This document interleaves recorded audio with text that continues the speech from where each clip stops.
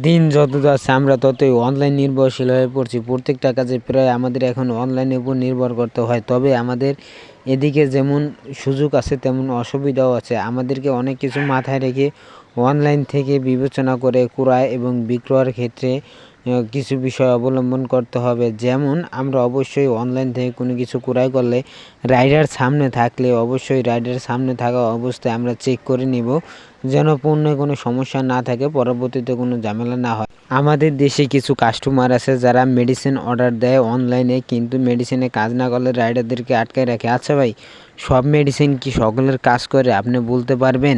আমরা নিজের বেলা ১৬ আনা বুঝি, পরের বেলা কিছুই না। আসলে আমাদের কিছু স্বভাব আছে যেগুলোর জন্য এই সমস্ত অনলাইন পরিবেশ নষ্ট হয়। একজন রাইডার তিনি কখনোই এই পণ্যের বিষয়ে কিছু জানে না। একজন মার্চেন্ট এবং কাস্টমার এই সমস্ত বিষয় জেনে থাকেন, তাহলে কেন একজন ক্ষুদ্র রাইডারকে আপনি আটকায় রাখবেন? বেচারার বা কী দোষ? আর সকল ওষুধ যেহেতু কাজ করে না, বেচারাই বা আর কী করবে? আপনার ওষুধে কাজ না করলে অন্যজনে কি আপনার কাজ করায় দিয়েইবে?